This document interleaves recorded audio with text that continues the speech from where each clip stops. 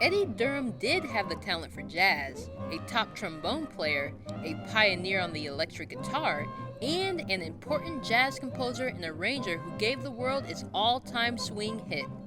Durham answered the call at a time when the world couldn't get enough music like this.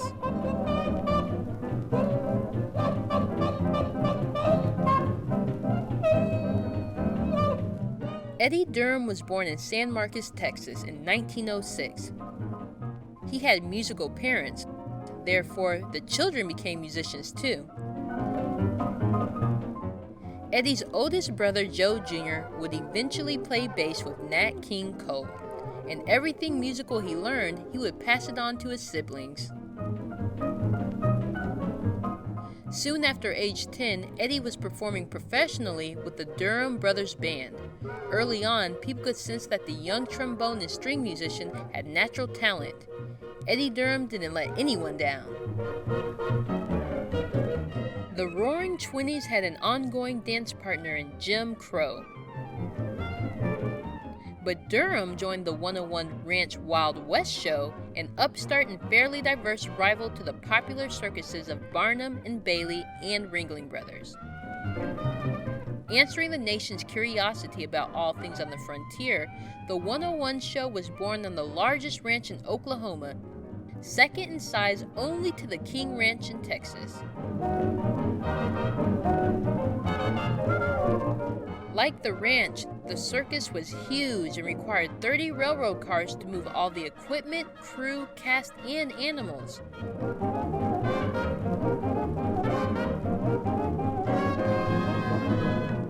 Durham performed with the 101's Negro Brass Band and Minstrel Show. He traveled with the touring show as far as Yankee Stadium in New York City.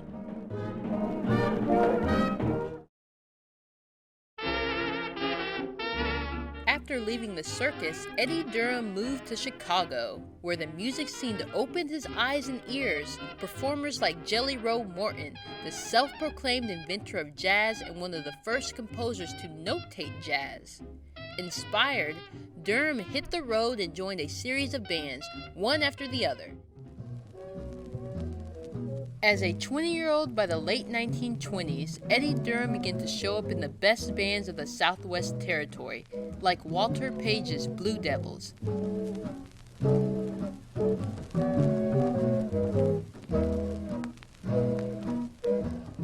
Next, Benny Moten's Kansas City Orchestra attracted Durham and several other Blue Devils.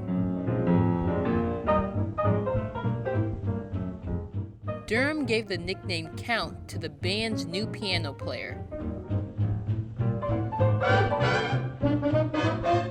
The band's studio recording in 1932 is regarded by experts as the emergence of the swing sound. Moten died in 1935 from a bad tonsillectomy, and it became the Count Basie Orchestra.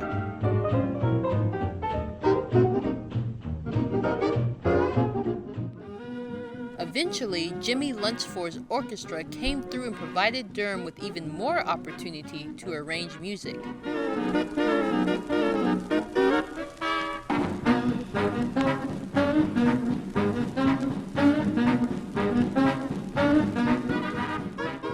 In one band and out of another, Durham had become a hit of a musical arranger.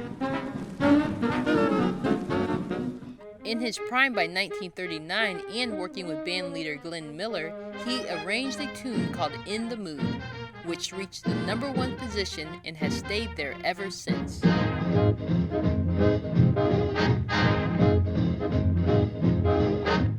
In 1983, the National Academy of Recording Arts and Sciences gave Durham a Hall of Fame award for arranging the most famous jazz hit of all time.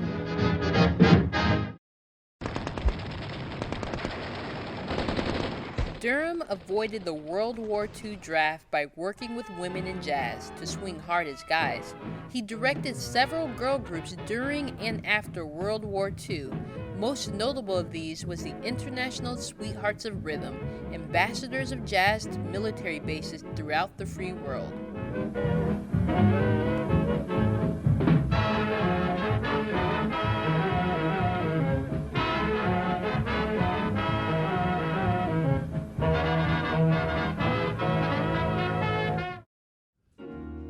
2006 was the centennial year after Eddie Durham's birth. Nowadays, Texas State University San Marcos hosts an annual jazz showcase devoted to Eddie Durham. Keith Winking is the man in charge. I teach jazz and trumpet here, and so like I said, I knew about the name Eddie Durham, and I'm always interested because jazz is, many people don't know in America, it's America's contribution to the international world of fine arts, the only original art form in America, and I think Americans take that for granted or don't know that, and so I think it should be something they should promote. And I was just really excited about that San Marcos was interested in promoting one of their own and promoting jazz. Ladies and gentlemen, Mr. Doug Lawrence and the Eddie Durham Tribute Big Band. Doug Lawrence travels the world with his saxophone and met Eddie Durham in New York City. Eddie Durham was on the cutting edge of music in many ways, and in many ways was a genius.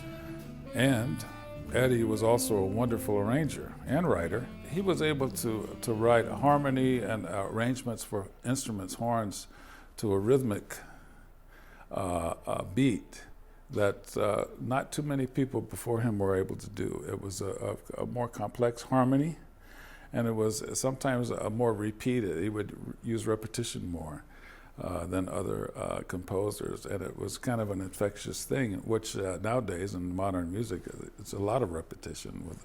He was kind of the forefather of that sort of thing, and that was something that he would do that was different than anyone else. And when all these writers or band leaders like Glenn Miller or Duke Ellington or Count Basie, Artie Shaw, asked him to write something for their bands or arrange for their bands, they did that with that idea that Eddie was sort of a hit maker with the way that he wrote. And it wasn't simple music. He was known to write hard stuff. So he had a real genius to be able to write something that was maybe difficult for the musicians to play, but it came out sounding easy, or something that the audience could go home whistling or singing in their head.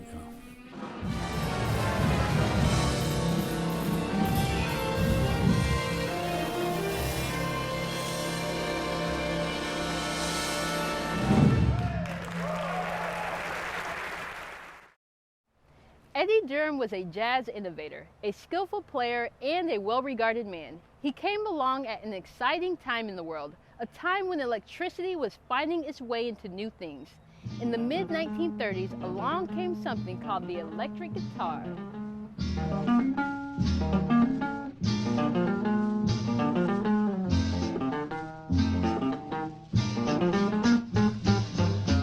Durham was an early adopter, and he was a pace setter. He was the first electric guitarist to record a jazz session, particularly liking the Gibson ES-150, one of the first production models. An experimenter, Durham came up with his own designs prior to that time in the effort to be loud.